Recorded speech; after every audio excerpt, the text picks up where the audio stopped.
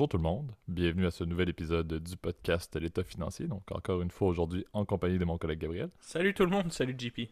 Et pour ce nouvel épisode de la saison 5, on vous fait, encore une fois, on le dit souvent, là, mais on est beaucoup plus dans des clashs présentement, Gab et moi, au niveau des sujets pour la simple et bonne raison que vous le savez, là, on aime avoir des variétés de sujets et vous offrir du contenu là, qui change constamment, mais l'actualité est toujours primordiale, si on peut dire, et un des sujets, vous pouvez vous en douter où est-ce qu'on va. Là. En deuxième partie, en fait, spoiler, on vous fait un son de la cloche, il y a un place au débat.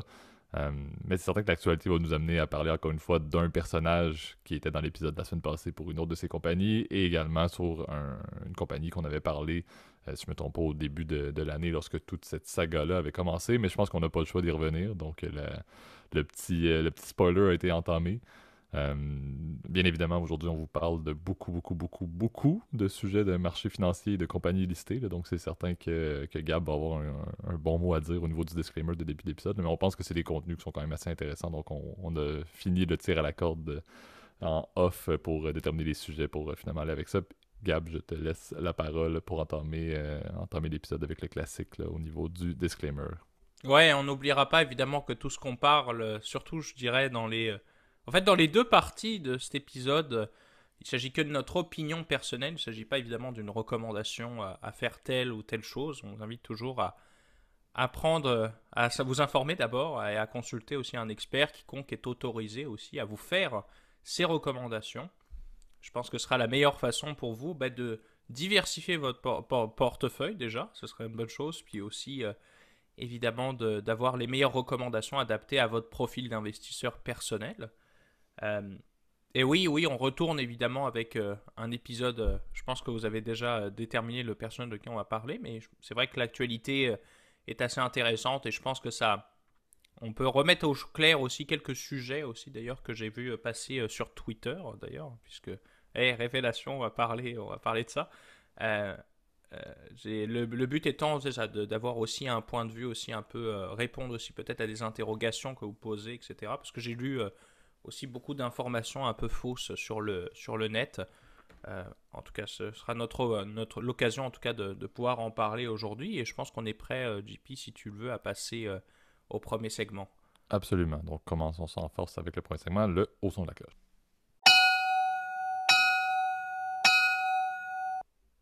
Parfait. Donc,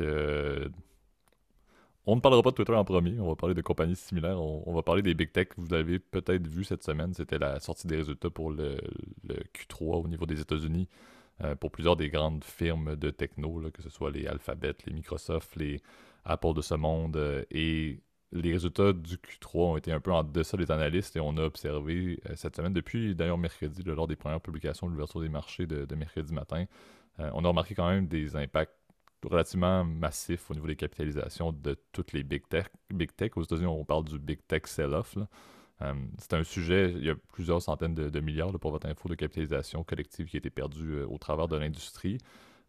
Et on en parlait là, dans le podcast depuis quelques saisons d'ailleurs, là, mais la pandémie a amené une hausse quand même assez imposante des capitalisations boursières des grandes compagnies tech qui, sans revenir sur le terme de Wall Street Bets, mais elle a un petit peu tout de moon à un certain point. Là.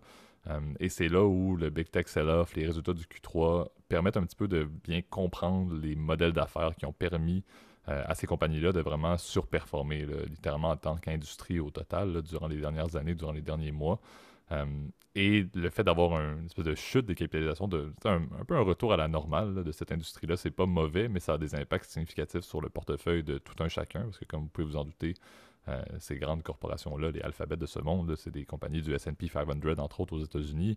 Euh, c'est quelque chose qui est quand même détenu dans la majorité des portefeuilles diversifiés, d'en parler Gab dans le disclaimer. Là. Donc, c'est quelque chose qui a un impact significatif à de différentes envergures sur à peu près les portefeuilles de tout le monde qui sont dans les marchés le moindrement, autant si vous gérez vos trucs par vous-même que si vous investissez avec des solutions gérées bancaires. Et c'est un petit peu ça qu'on voulait soulever. On voulait montrer là, vraiment le fait que est-ce que la performance Q3 des compagnies de technologie aux États-Unis, entre autres, montre un petit peu ce qu'on se doute très fortement, le fait qu'une récession s'en vient. Si je décortique un peu le constat, sans vous donner clairement là, les les résultats complets, la divergence avec les différents indicateurs que les analystes espéraient qui ont été pas nécessairement atteints par ces compagnies-là, ben c'est simple. C'est que les big tech ont une business centrale, dépendamment de ce que c'est. Si on parle de Meta, c'est le fait d'aller chercher des utilisateurs, des abonnés. On peut parler de Spotify aussi, que c'est la même chose, d'avoir des abonnés. Mais ce qui a performé dans les derniers mois, dans les dernières années, c'est pas ça nécessairement. À la limite, oui, ça pouvait performer, mais c'était pas significatif sur la performance de la compagnie au sens large. C'était beaucoup plus, dans certains contextes, les revenus au niveau des ads, les revenus publicitaires qu'il y avait sur le côté, ou bien des nouvelles divisions qui ont été greffées. On peut parler du cloud, des cloud services, du cloud computing également, qui se sont greffés, où on dirait que toutes les compagnies de tech, peu importe quel était leur core business à la base, ça peut être des médias sociaux, peu importe, il y avait des ads sur un côté, puis il y avait une gestion de data ou des services de cloud qui étaient greffés par-ci par-là un petit peu. Encore une fois, le AWS de Amazon est un bon exemple. Et on se rend compte maintenant que, ben, malheureusement, si on considère les trois volets, le côté ads est en baisse, va moins bien pour les raisons, et chez Gab, tu pourras me faire un petit topo là-dessus de plus, là, mais le côté publicitaire, c'est simple. C'est des compagnies avec l'inflation, le contexte récessionnaire et l'inflation, les compagnies ont moins d'argent à pouvoir investir partout comme ils pouvaient, donc où est-ce qu'ils vont couper en premier en général? Un peu côté RH, mais aussi beaucoup côté marketing. Donc bien évidemment, les compagnies, les big tech ont moins d'argent qui vient des corporations. Et les consommateurs ont aussi moins d'argent à dépenser à cause de l'inflation. Donc, il y a moins d'intérêt aussi à faire du marketing pour essayer de vendre des produits X, Y, Z quand les personnes ont juste besoin d'essayer présentement de subvenir aux besoins de base si on retourne dans les pyramides de Maslow. Là, mais on va faire un petit topo politique. Là. Mais tout ça pour dire que si on parle du volet ads, ça ne va pas très très bien et avec raison dans un contexte récessionnaire. Et si on parle du cloud computing services, ben à un certain point, c'est bien beau, là, mais il y a des limites à la croissance de ces divisions-là qui étaient supposées être hyper profitables, mais ça l'était pendant la croissance. Mais à un certain point, il n'y a pas tant de nouveaux clients qui vont exister. Donc, on se retrouve avec un contexte où ben, les side business, qui étaient au final, en bon anglais, les drivers des profits de ces big tech-là, ont un ralentissement, fait en sorte qu'au global, les compagnies semblent un peu sous-performer par rapport à ce que les analystes s'attendaient. Et maintenant, qu'est-ce que ces big tech-là doivent faire? Ben, il faut qu'on fasse mieux. Qu'est-ce qu'on fait depuis toujours? Trouver des abonnés, etc. Revenir à la core business, mais c'est saturé, ces business-là. T'sais, encore une fois, Spotify, il va pas commencer à inventer des centaines de millions d'utilisateurs parce qu'ils sont plus capables d'avoir autant de revenus de ads ou d'autres side trucs qu'ils font dans leur business autres que central. Donc, moi, ça m'a beaucoup amené à dire, et on a parlé en off, Gab, les big tech, c'était dû à un certain point que ça baisse. Là, ça baisse à cause de sous-performance, mais ça montre clairement, le fait que le modèle doit être un petit peu transité, parce que la croissance des big tech, ça commençait à être une recette qui ne changeait plus. Et deuxièmement, ben, on a un contexte économique qui va clairement aller mal, si même les big tech souffrent drastiquement en Q3 2022 du fait d'avoir des revenus en déclin de la part de sources externes pour des business secondaires. Là. Bon, bah, je pense qu'il est temps de rendre l'antenne parce que t'as tout dit. Ça, Bon, bah, sur ce, bonne journée. Non, bah, je plaisante. Les auditeurs vont reconnaître, ceux qui nous écoutent depuis longtemps, il y a ce qu'on appelle les Gab Show et les GP Show. Là, donc, il y a des sujets qui clairement nous parlent beaucoup plus l'un que l'autre parfois. Là, donc, celui-là me parlait beaucoup, mais je te laisse intervenir davantage, Gab. Non, ouais, je plaisante, mais t'as quand même vraiment bien résumé, je pense, ce qui se passe en ce moment parce que le secteur technologique, juste pour rappel, en fait, dans le S&P 500, qui est souvent vous le savez, c'est l'indice le plus connu de la bourse américaine, mais c'est aussi un benchmark, comme on le dit, donc un indice de référence en français de la plupart en fait des portefeuilles d'actions en fait à travers le monde que l'on parle, de en France c'est plus le CAC, etc. Enfin bref, je m'égare, mais le secteur IT représente 26% en fait de la capitalisation. Et ce, avant la semaine passée, puisque j'avais pris les données, en tout cas au 21 octobre, donc quelques jours avant un peu la dégringolade de ces différents titres que tu as évoqués un peu rapidement. Mais c'est vrai que ça pose des questions en fait en termes de business model, parce qu'on sait que le business model de Facebook, c'est de vendre du cerveau, du temps de cerveau disponible, comme disait Patrick Lelay. Mes auditeurs français reconnaîtront la référence, mais ce qui est intéressant en fait, c'est que ce business model, il est quand même limité par le nombre d'abonnés en fait ou de personnes qui se sont inscrites à ton service. Donc pour Facebook, évidemment, c'est le nombre d'utilisateurs connectés mensuels. Donc average monthly user, d'ailleurs, c'est la métrique qui est utilisée la plupart du temps par Facebook pour reporter un peu l'activité de son site. D'ailleurs, j'en profite. Mais quand on analyse des entreprises, c'est ce qui nous intéresse, c'est de savoir prédire en fait ces métriques de base, ce qu'on appelle des revenue drivers. C'est ça qui va créer en fait réellement de la croissance, etc. et le truc, c'est qu'on se rend compte qu'en fait, dans la plupart des plateformes, en tout cas de Meta, parce que c'est celui, je pense, qui s'est cassé le plus la gueule ces derniers jours, hein, Exact, avec Alphabet, ouais, qui ont souffert un peu aussi. Ouais, c'est ça. Donc ils ont perdu, je crois depuis, j'ai pris les données en tout cas sur une semaine, hein, donc depuis la fermeture de vendredi passé jusqu'à aujourd'hui, donc la fermeture de vendredi de cette semaine. Meta a perdu 23,57%, donc on va arrondir à 24. Moins 14 pour Amazon, puis Google quand même qui a perdu moins 6%, moins 6,24% très exactement, donc ce qui est quand même assez important. C'est clair que pour 24%, c'est clair que ça pose des questions. On commence à se poser des questions plus sur la pérennité en fait du business model, puis la croissance long terme de Facebook. Je pense qu'elle est déjà en fait atteinte puisque le nombre d'utilisateurs de Facebook ne fait que stagner, voire diminuer. On sait que le produit Facebook est difficilement possible. C'est difficile de grandir hein, quand tu es le leader mondial du réseau social. Tout le monde est sur Facebook. Par contre, c'est vrai que de plus en plus, on se rend compte que les gens sont de plus en plus vieux, en fait, et la hype que connaissait Facebook il y a quelques années, enfin moi j'ai mon souvenir de mes années collège, pour ceux qui sont encore une fois côté français, là, et tout le monde avait Facebook, on passait peut-être nos journées à parler par ça, donc c'était un système évidemment incroyable. Mais j'ai l'impression que évidemment l'intérêt de cette plateforme-là a progressivement diminué en fait, pour passer vers d'autres plateformes qui ont peut-être une croissance ou un modèle d'affaires différent. Enfin, le modèle d'affaires il reste quand même principalement le même, c'est de vendre de la publicité ou des placements sponsorisés hein, pour les fameuses pubs des influenceurs là où ils te vendent du dropshipping pour 5 fois le prix là, mais bon ça s'est rendu là, c'est un modèle d'affaires comme les autres, je le critique pas, enfin ils font ce qu'ils veulent. Si t'es assez stupide pour acheter un produit AliExpress à 200 balles, bon bah regarde, c'est ton problème. Mais c'est la question est à se poser, en fait c'est ça, est-ce que Facebook a toujours de l'intérêt? Pas vraiment. Qu'est-ce qui attire chez Facebook? Bah maintenant c'est principalement WhatsApp, mais WhatsApp, je suis pas sûr que ça fasse de l'argent d'ailleurs, parce que ce système-là, d'ailleurs, il est même pas rentable. Hein, d'ailleurs, j'ai connu l'époque où WhatsApp était payant. Ça coûtait une balle par année pour avoir un compte WhatsApp. Euh, les choses ont bel et bien changé. En tout cas, j'ai fait Instagram, oui, et reste quand même un réseau social quand même de première importance pour Facebook, hein, puisqu'ils font littéralement des milliards avec ça, avec pareil les publicités, etc. Mais pareil, la croissance elle reste limitée par le nombre d'utilisateurs que tu veux avoir. Si je peux me permettre de faire un petit passage par Amazon, Amazon, je pense que le problème, c'est que tout simplement le contexte macro, comme tu l'as dit, JP, est peut-être pas le plus favorable. Tu sais, les gens n'ont pas envie de lancer des e-boutiques si les gens ont déjà pas d'argent pour mettre de la nourriture dans le frigo. Tu sais, c'est un peu c'est là où c'est intéressant de voir que ces ralentissements et puis ces compressions de multiples et de rendement, eh ben, ils indiquent probablement en fait une augmentation de la probabilité de récession dans les prochains mois, hein, puisque le consensus en tout cas des économistes et de l'industrie est qu'il va y avoir une récession. La question est quand et pour combien de temps. Et bon, c'est des questions qu'on va se poser en tant qu'investisseur, évidemment, de savoir qu'est-ce qui va se passer dans les prochains mois. Et il faut être préparé évidemment à tout ce qui peut arriver évidemment dans le futur. Là. Ce qui est intéressant, moi, c'est peut-être le point qui va être à se poser, c'est si on parle d'un sell-off, puis encore une fois, tu l'as dit, là, les baisses étaient un peu divergentes, mais on parlait pas non plus du 60% et plus là, en termes de perte de capitalisation, par exemple, pour les grandes, le Big Four, le Big Five des Big Tech.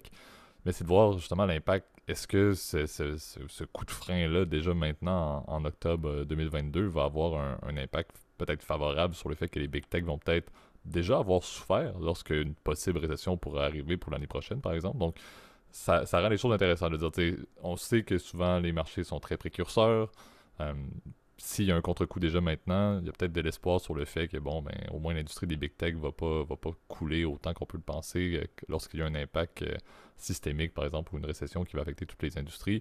Euh, c'est sûr que je pense que ça peut être intéressant à analyser. Je pense que, encore une fois, c'est toujours la beauté des choses. Là. Ça nous prend des chiffres pour analyser le passé. Là. Donc, on pourra en reparler si récession il y a et si récession se termine. On pourra regarder la différence à un certain point dans un épisode des différents secteurs et voir, ben, effectivement, est-ce que octobre 2022 aura aidé à ce que ben, les techs ne souffrent pas trop dans les prochains mois ou durant justement la durée de la récession. Mais je pense qu'il y a quand même des points importants à valider. On dit que c'est cyclique. On est certain que les big tech ne vont pas se porter à mal dans 10 ans. Je pense que celles qu'on a parlé aujourd'hui aussi qui ont eu des impacts négatifs de par leur résultat Q3 vont continuer à très bien fonctionner, vont reprendre des capitalisations qui ont été absolument ridicules et vont rester parmi les compagnies avec les plus hautes capitalisations au monde. On salue Aramco là, qui est dans son monde à part et qu'on doit quand même soulever. Là. Mais qui n'est pas dans le S&P 500, par exemple. Qui n'est pas dans le S&P 500, mais qui est la plus grande capitalisation, si je ne me trompe pas, au monde maintenant, avec le pétrole qui est encore très haut. Mais tout ça pour dire que, à mon avis, les big tech vont reprendre toujours et garder leur position d'énormes mastodontes des capitalisations et de la centralisation des actifs des investisseurs mondiaux. Ça ne changera pas, mais et peut-être qu'on est encore une fois en mode petits investisseurs qui rêvent, là, mais je ne pense pas non plus qu'il va y avoir des changements significatifs dans la manière dont ils font de la business, parce que comme on l'a dit, peut-être que leur structure, leur business model ne fonctionne fonctionne moins bien, parce qu'ils ont fait des profits pareils, hein, ça c'est aucun doute là-dessus.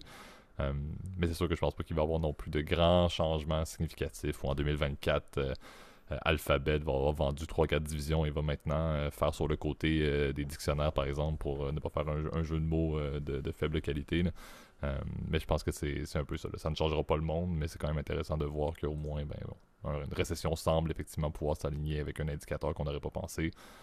Et espérons-le, il va y avoir un peu de brainstorming sur qu'est-ce qu'ils peuvent faire pour mieux diversifier le revenu pour ces big tech-là en temps plus difficile. Ouais, puis si je peux me permettre de faire une dernière, on va dire une dernière touche, dernière note dans ce premier segment, c'est clair que la question maintenant qu'on va se poser aussi, c'est quel est le nouveau point d'entrée, hein, parce que si tu es un investisseur long, bah, tu dois quand même investir dans les techs, parce que c'est elles qui fournissent quand même en termes de performance pure sur le long terme les meilleurs rendements, même si bon, tous les gains du Covid Gains, ils ont été quasiment perdus en fait cette année, puisque la plupart des tech stocks ont perdu entre 50 à 70% de leur valeur. Hein. On a quasiment un effet similaire à l'éclatement de la bulle Internet. Hein, mais, tous ces stocks qui avaient été complètement pumpés pendant le Covid, surtout par exemple Zoom, etc., Amazon, parce que tout le monde allait se faire livrer des trucs par Amazon. Mais j'ai l'impression que c'est toujours le cas, mais bon, c'est peut-être un peu la relance du commerce de détail, évidemment, a pas mal mis un coup de frein à la croissance potentielle d'Amazon. Mais la question, c'est quand est-ce qu'on va réinvestir, quand est-ce qu'on va re-rentrer. Moi, je pense qu'il est encore trop tôt, en fait. Et ça, c'est que mon opinion personnelle, vous le voyez encore. Je pense qu'il est encore trop tôt, en fait, pour que moi, personnellement, je me remette des sous dans le FANG, comme on dit. Je sais plus d'ailleurs comment c'est devenu. Est-ce que c'est devenu le Meng maintenant qu'il n'y a plus Facebook? Ouais, effectivement. C'est une putain de mangue, pardon. Mais pardon pour le langage châtié, là. Mais moi, je pense qu'il est encore un peu trop tôt. Je sais pas ce que t'en penses, JP. Je pense qu'il est encore un peu trop tôt. Et je me sens trop inconfortable à mettre réellement mes billes dedans à ce prix-là. Là. Ben, c'est dur, encore une fois. Ça reste un peu pour n'importe quel type de compagnie, n'importe quel secteur. Ça dépend beaucoup, tu l'as dit, de votre période d'investissement. Est-ce que rentrer présentement dans les techs au prix où c'en est pour 25 ans, c'est sûr que c'est pas quelque chose qui inquiète réellement, mais c'est quand même bon de voir qu'il y a quand même des freins, il y a quand même un peu pas de justice, mais il y a un peu de logique dans les marchés qui permettent de dire, si ces compagnies-là ne vont pas toujours avoir du vent dans les voiles, et lorsque les résultats sont un peu en deçà des analyses, encore une fois, c'est indirect, mais elles vont être punies au niveau de leur capitalisation. C'est quand même bien de voir que c'est pas du buy, puis ça continue toujours à croître. C'est quand même rassurant sur le fait que, encore une fois, mon côté un peu conformité, mais l'efficience des marchés fait son effet. Donc au moins c'est la beauté dans ces moments-là de réaliser que effectivement ce n'est pas juste un casino et que les titres que le monde décide de pousser peuvent monter comme on le désire. La profession de l'investissement, c'est clair que c'est pas un casino. Hein. D'ailleurs c'est pas un jeu. Hein. D'ailleurs je le précise parce que des fois les gens pensent que je vois de plus en plus d'ailleurs d'émissions. Ça c'est peut-être un aparté puis après je promets on lance le deuxième segment là, mais Je vois de plus en plus, en tout cas, de chaînes et de trucs sur YouTube ou même sur Instagram, justement, de gens qui se prétendent finance guru en tradant des FX, etc. Vous le savez, pour moi, c'est un mythe, hein. C'est clair que la finance, c'est quelque chose d'extrêmement rigoureux, d'extrêmement compliqué. Même les meilleurs analystes et les meilleurs gestionnaires de portefeuille ont de la difficulté à battre les indices. Donc, que toi, petit trader en herbe sur des courbes de FX, sans risque, hein, évidemment, est capable de battre les meilleurs des analystes chez Goldman Sachs ou Morgan Stanley, j'y crois assez moyen. Donc, c'est un peu. C'est mon instant, on va dire, un peu.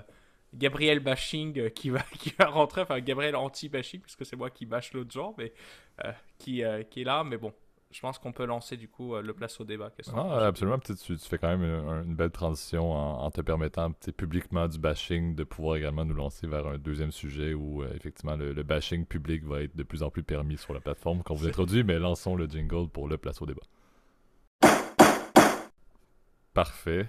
Donc effectivement, là, tu l'avais dit déjà au début de l'épisode, on veut faire à mon avis, ça va être le dernier. On va espérer qu'il n'y ait pas d'autres rebondissements, là, mais on veut parler de Twitter. On vous avait fait l'introduction de toute cette histoire-là qui avait commencé d'ailleurs en janvier. Là, de mémoire, on en avait parlé un petit peu plus tard là, lorsque Elon Musk avait divulgué là, sa participation qui était initialement de 5%, par la suite d'autour de 9% et l'offre d'achat qu'il avait soumis pour 44 milliards de dollars. Et qui s'en était suivi là, dans les derniers mois. On en avait moins parlé, mais vous avez probablement vu les manchettes, là, qu'il y avait eu énormément en bon anglais, de back and forth là, avec Elon Musk qui avait une espèce de stratégie pour se sortir un peu du deal, si on peut dire, là, en essayant d'attaquer là, le fait que Twitter n'avait pas fourni de l'information qui était transparente, entre autres, sur les bot users en bon anglais, et qui tentait encore une fois de s'en sortir. S'en est suivi le fait que le board et Twitter a poursuivi en justice Elon Musk. Encore une fois, il y a eu une continuité là, d'attaque sur attaque judiciaire qui devait aboutir vers un procès rapide qui s'en venait, si je ne me trompe pas, avec la date butoir qui était ce vendredi 28 octobre. Le procès aurait commencé dans les prochaines semaines, si je ne me trompe pas, même peut-être dès début novembre. Et au final, ce qui s'est produit, ben, Elon Musk est revenu sur sa volonté, a décidé de maintenir exactement l'offre qu'il avait initialement du 44 milliards de dollars et de devenir propriétaire de Twitter avec comme intention de l'envoyer vers une compagnie privée. Donc, la sortir officiellement des marchés boursiers. Euh, les derniers jours, au-delà de la confirmation de l'entente, ben, comme Elon Musk le fait toujours, ça a été quand même assez rempli de rebondissements. Donc, il y a énormément de changements et énormément d'incertitudes, si on peut dire, autour de Twitter en tant que compagnie, si on peut dire. Le CEO qui a été licencié, le CFO qui a été licencié, donc M.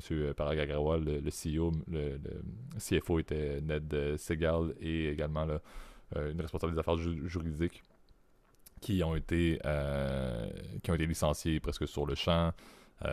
Également, là, Elon Musk a toujours relativement mentionné que Twitter avait beaucoup trop de personnel pour une compagnie ou en comparant avec d'autres compagnies similaires. Donc, c'est un petit peu incertain pour les personnes qui travaillent pour Twitter. C'est également un peu incertain pour les utilisateurs, sachant que Elon Musk veut utiliser ce réseau social-là comme étant la plateforme clé de la liberté d'expression, peu importe la position.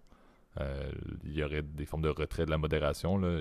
Ça a été annoncé, je pense, hier là, que Musk ne veut pas juste tout revirer les personnes qui ont été bannies à vie de Twitter, mais vraiment mettre en place un espèce de comité ou un conseil qui va juger si oui ou non des personnes, par exemple, comme Donald Trump, pourraient revenir sur Twitter. Mais c'est quand même assez intriguant de voir ça. Donc, c'est un peu la vision de dire, bon, ben, ça aboutit à une transaction qui est épouvantable, 44 milliards de dollars pour qu'un individu achète une compagnie publique dans les techs en plus, et qui en plus de ça, dans les prochains mois, voudrait le ramener en tant que private company. C'est une folie déjà à la base.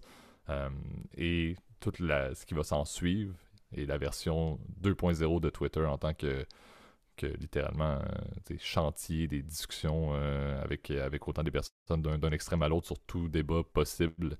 Ça va être intéressant de voir l'impact que ça aura, et bien évidemment, ça fait un petit lien avec notre premier sujet, mais ça n'a pas été super pour, au-delà de la core business des utilisateurs de Twitter, mais le côté ad, le côté publicitaire, mais ça va pas très bien non plus. GM a annoncé déjà qu'il voulait arrêter ou limiter leur commandite. Donc, il va y avoir énormément de jeux de coulisses, énormément de tirs à la corde dans les prochains mois là-dessus.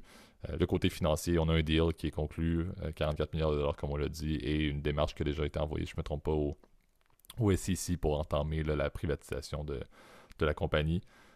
Et j'en parlerai, là, je vais te laisser Gab faire un petit point là-dessus, mais il y a quand même un petit peu d'ironie dans cette volonté-là de Musk de ramener Twitter en tant que compagnie privée, sachant que, tu sais, bon, SpaceX est toujours privé, mais sachant surtout qu'est-ce qu'il voyait pour Tesla. Il a toujours dit que Tesla, il voulait laisser cette compagnie-là publique parce que c'est important pour les utilisateurs et pour la population, s'ils n'aiment pas la direction que prend Tesla, de pouvoir prendre des shares et de voter en conséquence. Mais qu'est-ce qu'il fait avec Twitter, qui est supposé être un lieu de l'expression libre? Ben, il la rend privée et je trouve qu'il y a une petite ironie par rapport à son discours. Le discours qu'il a pour Tesla devient un petit peu opposé au discours qu'il a pour Twitter. Un peu curieux à mon avis, mais bon, ça reste à voir. Mais toute une histoire qui se conclut, mais qui va encore une fois amener beaucoup de rebondissements. Mais au moins avec un deal, si on encore une fois les puristes des marchés financiers, ben, on a un deal qui conclut, on a des actionnaires qui vont obtenir leur juste part sur encore une fois, une capitalisation qui a fait des montagnes russes dans les derniers mois à cause de tous les démêlés judiciaires et juridiques qui se produisaient là. Ouais, bah c'est la fin évidemment d'un long parcours qui avait été commencé, à mon souvenir, au mois d'avril en fait, l'annonce que Elon avait de l'intérêt en tout cas pour Ouais, ben acheter Twitter. en janvier c'était le début l'espèce de combat qu'Elon Musk a décidé d'avoir envers le CEO. Là. C'était beaucoup d'attaques publiques, si je me trompe pas, envers M. Agrawal qui avait entamé les choses ou qui a comme un peu lancé l'intérêt d'Elon Musk vers Twitter qui a débouché, comme tu as dit, vers mars-avril, vers sa Ouais, participation. j'ai lu d'ailleurs sur le net, en tout cas sur Twitter en l'occurrence, quand même que Agrawal récupérerait les 44 milliards. Bon, déjà, première correction, Agrawal ne touche rien de la transaction à part ses actions, parce qu'il a probablement un package d'actions, comme la plupart des dirigeants de compagnies publiques qui sont payés avec un salaire de base. Un termination package qui correspond à ce qu'on appelle en Quelques France. centaines de millions. C'est ça, quelques centaines de millions. Je crois que c'est dans les alentours de 150 millions de dollars à mon souvenir. Donc c'est quand même beaucoup d'argent, évidemment. Qui inclurait tout dans ce que j'avais lu. À corriger, là, j'ai pas les chiffres exacts, là, mais c'est ce qu'on appelle communément un golden parachute aussi. Donc si jamais tu t'en vas, bah, c'est normal que c'est plus difficile de retrouver exactement le même job que ce que tu avais. Les gens comprennent pas d'ailleurs ça. Je comprennent pas que c'est quand une fois que tu étais CEO, souvent ta carrière, bah, t'es allé au plus haut que tu pouvais, donc c'est un peu compliqué de retrouver un autre job similaire. Bref, euh, les actions, parce que c'est ça, il est rémunéré sous forme d'actions, et les options, c'est tout. Agrawal ne touche rien de plus. Le reste, c'est les actionnaires existants de Twitter qui vont toucher évidemment le 54,20 $, si je me souviens bien, qui sera, comment dire, évidemment déposé prochainement évidemment dans les comptes de courtage, contre évidemment les titres qu'ils ont obtenus. Et évidemment contre la valeur évidemment des options aussi. Si jamais tu avais des options, bah, c'est clair qu'elles viennent exercer, elles sont exercées automatiquement en fait par la transaction. Donc ce qui se passe évidemment, c'est le nouvel actionnaire qui reprend le contrôle évidemment, effectivement. On aura pu évidemment toutes les informations sur Twitter puisque c'est plus une compagnie publique, donc on aura pu toutes les informations sur le site de la SEC, donc qui s'appelle Edgar, là, que je vous recommande de bien connaître parce que c'est clair que c'est là où tu trouves toute l'information sur les compagnies publiques. Alors, en tout cas, toute l'information publiquement disponible.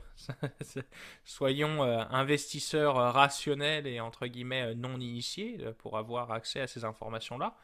Euh, et, euh, et oui, la grosse différence, c'est qu'aujourd'hui, bah, tu as une nouvelle société qui a pris le contrôle, une holding qui s'appelle X Holdings, à mon souvenir. Et cette société aussi, c'est important, elle est financée. Donc, on pense que Elon a mis 44 millions 44 milliards pardon, en cash, c'est pas vrai. Il y a une partie qui a été financée par un LBO, hein, une partie qui a été financée par de la dette privée, en fait. Et l'autre portion qui a été venue de la vente d'actions de Tesla que Elon Musk avait. Donc, d'ailleurs, il a vendu, je pense, au bon moment, d'ailleurs, en termes de, en termes de cash flow, là, c'était assez intéressant.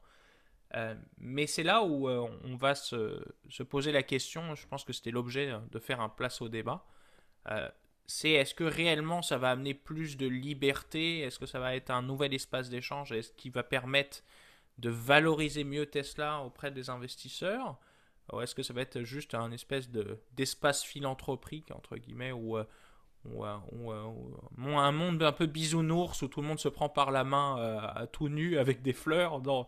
Je pense que Elon Musk est très malin. Il sait qu'il va pouvoir transformer Twitter de fond en comble, permettre d'optimiser évidemment la rentabilité en fait de cette entreprise-là, parce qu'on sait que c'est une entreprise qui a un problème de rentabilité, en coupant 2 tiers du personnel, ce qui est déjà énorme. Aller faire des changements, je pense, en termes de stratégie, de vision.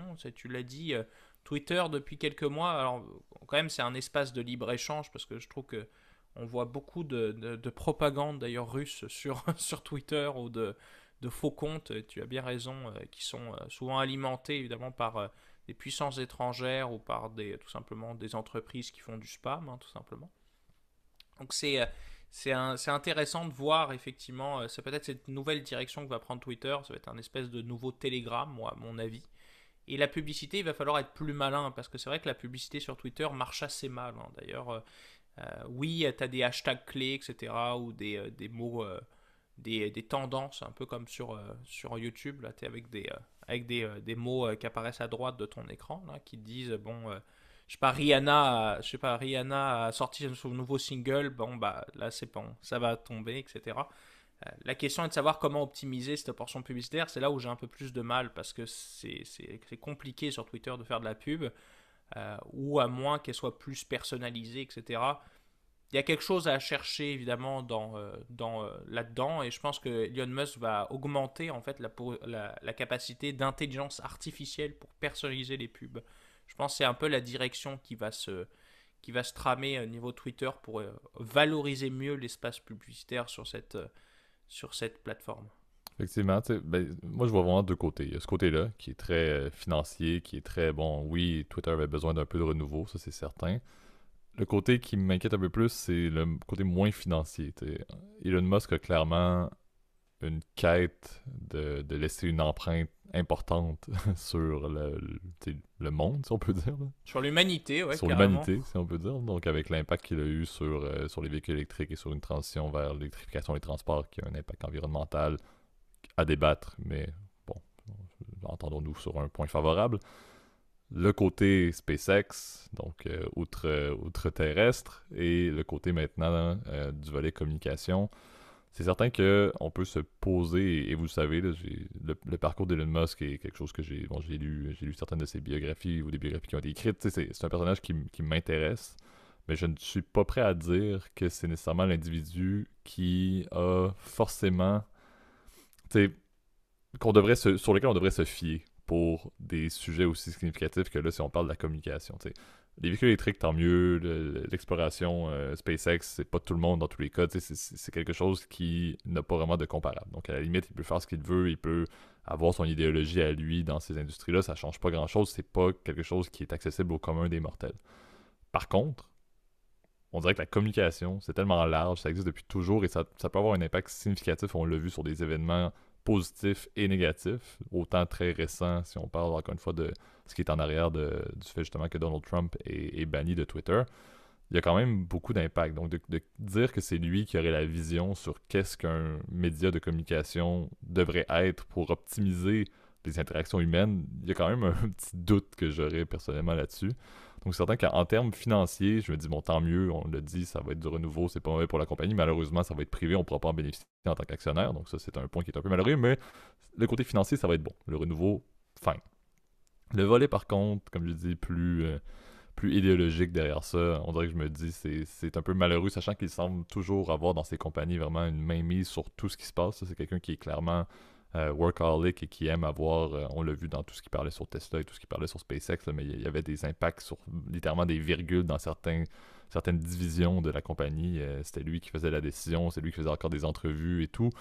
On voit qu'il a une mainmise énorme sur ce qui se passe dans une compagnie. Ça sera pas différent au niveau de Twitter, mais à me dire, est-ce qu'il a réellement l'idéologie parfaite pour la communication ou les moyens de communication à travers le monde? Personnellement, je ne crois pas. C'est un place au débat, là, mais personnellement, je ne crois pas. Donc, je me dis, le volet utilisation, est-ce que Twitter va devenir en comparaison avec d'autres médias sociaux, ça m'inquiète un peu. Comme je disais, je le vois un peu comme étant un champ de bataille ultime sur tout sujet. C'est déjà un peu ça, on s'entend. Et avec une modération côté Twitter, qui est quand même omniprésente actuellement. C'est pas parfait, mais il y en a beaucoup de modération. les personnes qui sont bannies et tout, il y en a quand même beaucoup. Si soudainement ça devient vraiment une zone de liberté d'expression où il n'y a plus vraiment beaucoup de modération, je me dis si c'est pire que ce que ça peut déjà l'être maintenant sur certains sujets de débat qu'il y a, et Gab, je sais que tu peux en parler là-dessus parce que tu interviens beaucoup plus dans ce genre de débat-là que moi-même sur Twitter. C'est quelque chose qui me rassure pas forcément. Ça va devenir littéralement, on voudrait parler, ok, c'est quoi, j'ai mangé des Cheerios ce matin, puis on va partir un débat parce que soudainement c'est conspirationniste sur le fait qu'on est, que c'est pas du tout de la gauche et tout. Je veux dire, pour avoir un bordel incommensurable qui pourrait se produire là-dessus parce que, ben, un média social non, avec une modération qui n'est pas présente, ben, devient littéralement le fait de mettre 1 million de personnes dans un parc public à New York et d'entamer des discussions, c'est un peu la même chose. Je me dis, ma vision, c'est que ça va être un chaos absolu si la vision de Musk est appliquée en termes d'utilisation de Twitter. Mais bon, j'espère être surpris. J'espère que le côté financier va me rassurer puis que le côté revenu va avoir un impact notoire sur les médias sociaux de ce que Musk va faire. Mais ce qui m'inquiète, c'est ça va être quoi la transition sur l'utilisation réelle qu'on en fait. Le financier, ça m'inquiète pas. Mais la transition philosophique, un petit peu. Bah, la financier, t'inquiète pas parce que Elon Musk pèse plus de 210 milliards. C'est clair que pour lui, c'est un peu comme son mortgage, quoi, on va dire. C'est un peu ça en termes de pondération d'actifs. Peut-être un peu moins, là. C'est comme si, bon, c'était ton REER ou ton CELI, là. Bref. Ce qui est assez intéressant, en tout cas, à discuter, en tout cas dans la perspective de Twitter, etc., c'est est-ce qu'il a un avenir, Elon Musk a un avenir ailleurs que dans le business, puisque j'ai l'impression que Twitter est aussi un espèce de tremplin peut-être dans une carrière autre, par exemple politique, devenir le nouveau dieu. C'est un peu ça que j'allais dire, le leader mondial. Le suprême, nouveau leader mondial, enfin, ou je sais pas, le Jésus de Nazareth 2, là, enfin, pas d'offense, hein, évidemment, à la religion, là, c'est un choix personnel, mais enfin bref, c'est assez drôle. Après, il faut se rappeler quand même que les carrières des différents politiques, pardon, des différents hommes d'affaires, c'est souvent traduit par des échecs. Hein. Aussi, la seule vraie exception, en fait, c'est Donald Trump. Hein. On sait que la plupart des politiciens américains sont des politiciens de carrière, à l'exception peut-être de Ronald Reagan aussi, qui était un espèce d'acteur raté d'ailleurs, un peu. Donc, c'est assez drôle, peut-être que dans quelques années on aura un Elon Musk candidat républicain parce qu'il ne se cache pas d'être anti-woke, etc. D'ailleurs, ce qui crée des sources de tension en termes de rating ESG, hein, d'ailleurs, c'est assez rigolo de voir que Tesla a été exclu pendant fut un temps des ratings ESG parce que il était anti-woke, etc. Ce que je partage aussi, mais ça c'est mon opinion, encore une fois, c'est pas des faits.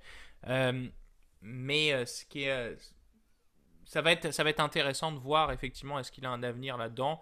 Mon avis dit que non, comme toi JP, je vais continuer ce même statement que toi, c'est que c'est difficile évidemment d'avoir une vision plus long terme que être PDG en fait. Hein. D'ailleurs, encore une fois, je me répète, mais c'est tout ce foiré. Mark Zuckerberg, il y a quelques années, on le voyait candidat démocrate. Le jour où il est passé en commission parlementaire au Sénat ou à la Chambre des représentants, je crois, il s'est transformé en langouste. Il était tout rouge devant les caméras, donc c'était complètement foiré. D'ailleurs, il y a eu un candidat, je me souviens, dans les années 80, Ross Perot, qui s'était présenté comme indépendant. Ça a foiré complètement. Oui, il a fait 10% des voix, mais bon... c'est pas assez pour prétendre être président des États-Unis. Donc bref, j'ai du mal à voir Musk plus haut, d'autant plus qu'en plus il est naturalisé américain, donc il ne pourra jamais en plus être président des États-Unis en termes par la loi électorale ou la Constitution américaine qui lui interdit évidemment d'être potentiellement président des États-Unis. Donc bref, c'est des hypothèses que je me posais dans ma tête, mais c'est intéressant de voir que, évidemment... Effectivement, le débat, tu vois, moi, je fais fi même de l'aspect politique, mais il est plus important à un certain point que le président des États-Unis d'Amérique avec la mainmise qu'il fait sur le nombre d'industries. Et on s'entend, c'est d'autres tremplins. Là. Moi, le fait que SpaceX est d'accord privé et qu'il détient énormément d'argent là-dessus, les parts qu'il détient malgré les ventes côté Tesla, maintenant Twitter...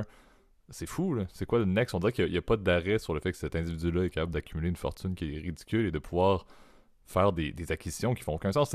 un média social un plus petit que Twitter aurait voulu faire l'acquisition de Twitter, on aurait dit, mon Dieu, c'est quand même bold comme tentative. T'as un individu seul avec son financement, et oui, bon, tu sais, c'est les actifs un peu à gauche et à droite qui détient énormément, mais ça reste, c'est Elon Musk qui achète Twitter, là. C'est de la folie. Donc, c'est un peu ça de se dire, mais cette personne-là devient littéralement outre-frontière, mais il fait partie maintenant, il serait à la même table que les grands présidents, les grands politiciens de ce monde. T'sais. Donc, c'est absolument fou de voir ça. Quelle est la limite d'Elon Musk? Et c'est un petit peu ça. C'est autant un point positif de dire quel parcours il a, mais c'est aussi un aspect inquiétant de dire, ben, cette question-là, quelle est la limite d'Elon Musk? Il y a beaucoup de points positifs, comme énormément de points négatifs aussi, à savoir ben, où est-ce qu'on en est. Et c'est pas dans 10 ans, dans 20 ans. Il se passe des affaires avec Musk, littéralement, sur les transactions ou des modifications de son emprise sur l'humanité, encore une fois, presque à chaque année. Là. Donc Ouais, c'est un peu ça qui est à voir et c'est un peu ça qui est inquiétant, si on peut dire, avec Twitter. C'est pas tant ce qui va arriver avec Twitter. On souhaite le mieux pour tout le monde, surtout pour les salariés. Mais c'est plus de dire c'est quoi le prochain step, c'est quoi la prochaine grande industrie qui va être complètement affectée par Elon Musk avec, comme je l'ai dit, du positif, mais également du négatif. C'est ce qui est ouais, un petit peu inquiétant et c'est ce qui n'a pas de réponse, malheureusement. bah, c'est vrai qu'il n'y a pas de réponse, évidemment, à cette question-là, hein, mais Elon Musk va continuer à mettre son empreinte un peu partout, je pense, dans notre monde médiatique aussi, parce que c'est devenu, en fait, au fur et à mesure du temps, en fait, une figure médiatique, au-delà de ce que je disais précédemment, ses ambitions politiques, oui ou pas d'ailleurs, mais c'est intéressant de voir évidemment que maintenant il est devenu une espèce de star des réseaux sociaux. Hein. On le voit d'ailleurs même en termes de diplomatie. Il commence même à avoir du hard power en négociant je le voyais, il échangeait avec l'ancien président russe. Comment il s'appelait j'allais dire Navalny, non, non.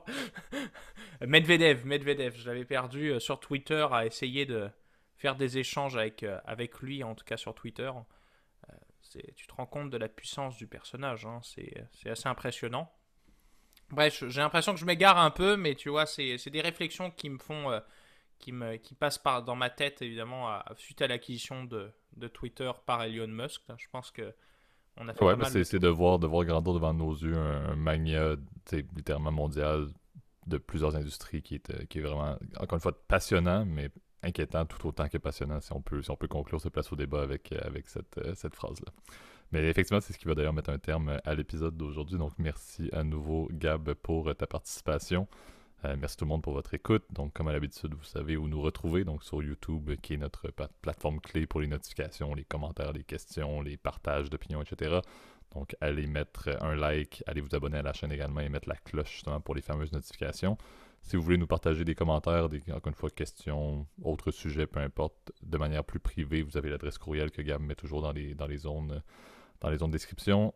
Et pour la majorité, comme on dit toujours, vous êtes au niveau des plateformes audio, donc sur Apple Podcasts, Spotify, Overcast, Amazon Podcasts, Deezer, etc. Là, j'essaie d'en nommer plus, étant donné que je fais fi de plusieurs, comme tu me Bien le dis joué, non, souvent, Gab. Mais vous savez là-dessus, encore une fois, pas vraiment de commentaires, mais allez vous abonner, mettre les notifications s'il y en a, et surtout là, aller mettre les fameux ratings sur les épisodes ou sur le podcast. Ça nous aide énormément pour le référencement là, de bouche à oreille, qui, je le répète presque à chaque fois maintenant, là, mais c'est la clé de la croissance de cette magnifique communauté qui est le podcast État financier. Donc, partagez-le soit de manière numérique ou partagez-le de vive voix avec des proches, avec des amis qui s'intéressent à la finance. Je pense que ça crée une communauté qui est très intéressante et nous, encore une fois, ça nous motive à continuer notre séquence d'épisodes consécutifs d'une semaine à l'autre qui se poursuit pour bientôt 2 ans et demi, si je ne me trompe pas. Là, à la fin de l'année 2022, on sera déjà à 2 ans et demi de fait. Fin de la saison 5 pour ceux qui suivent le compte. Donc, on arrive quand même assez vite. Mais c'est toujours un plaisir de vous faire des épisodes à chaque semaine. Je vous dis donc, et je te dis, Gab, également, à la semaine prochaine. Salut tout le monde.